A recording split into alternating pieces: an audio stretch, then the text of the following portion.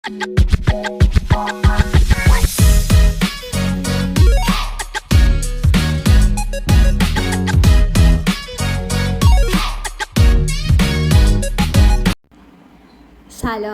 امروز میخوایم با هم خونه هایی که من میهمانشون بودم در هند رو ببینیم تا شما هم تا حدی با فرهنگ اونا آشنا بشید. این همون روزیه که من داشتم بر خودم آشپزی میکردم. اینم یار همیشگی من، کیسه آب گرم منه. همونطور که میبینیم بچه ها، اینا آب گرم توی ظرفشویشون ندارن و با آب سرد همه ظرفاشون رو میشورن. خب تا حدی مدرن تر بودن حالا به نسبت خونه بعدی که من رفتم و یه سری وسایل برقی داشتن برخلاف اون یکیایی که من بودم. و خب خونه خیلی کوچیکی بود. اینم حالشه که اصلا تقریبا تو این فصل ازش استفاده نمی کردن و اونم دری که همیشه بازه. اون اتاقی که چراغش روشن اتاق خودشون بود که معمولا تو همونجا زندگی میکردن. و حالا وارد اتاق من میشیم. اتاق من همچنین یه تخت 2 نفره هستش و خیلی همه چیز بچه‌ها ساده است و کلاً هندی‌ها خیلی مصرفگرا نیستن، اهل چین و واچین نیستن. البته آدمای عادیشون، حالا اون که خیلی پول دارن احتمالاً اینجوری نباشن. و دوست داشتم حتی مثلا حمام دستشویی رو بهتون نشون بدم.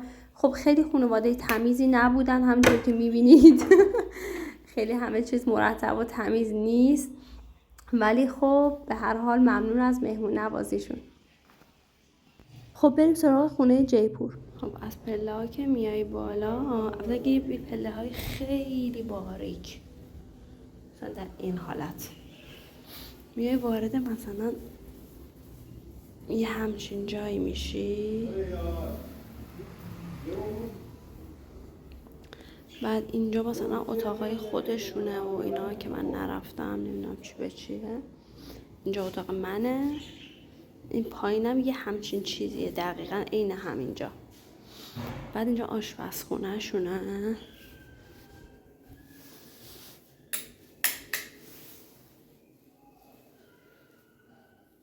مثلا آشپزخونه اینجا، مثلا اینا به نسبت اون یکی ها خیلی تمیز بودن. مثلا آب گرم داشتن اینجا. فکر کن اونا مثلا ظرفاشون همه با آب سرد میشد، اصلا نمیدونم چجوری تمیز میشد اصلا ظرفاشون. و اینجا مثلا قفسه و اینا با همچین حالتی. بعد اینجا مثلا حمامشونه. حمامشون رو بهتون نشون بدم. من دیروز اینجا حمام کردم. یعنی اینجوری که این آبه فقط آب گرمه، اون آب سرده. بعد این یه تشتی که همیشه توش آبه، بعد از این آب گرم میریزی اینجا، بعد با این میریزی سرت. اینم چیزه. ولی من چون اینجا آبش مستقیم گرمه نمیشه اصلا بری زیر این، انقدر داغه. ولی یه ذره که میگذره ولم شد. من دیگه رفتم اینجا نشستم همینجوری رو پام حمام کردم زیر این دوشه که آبش کم بهتر شده بود. خب وارد اتاق من میشیم. اتاقم خیلی خوشگل بود، من خیلی دوستش داشتم. خیلی سنتی طور بود و خوشگل، بزرگ بود، قشنگ درش بسته میشد و خیلی مستقل بود. خیلی دلباز و نورش هم نسبتا خوب بود، اینجوری که میبینید.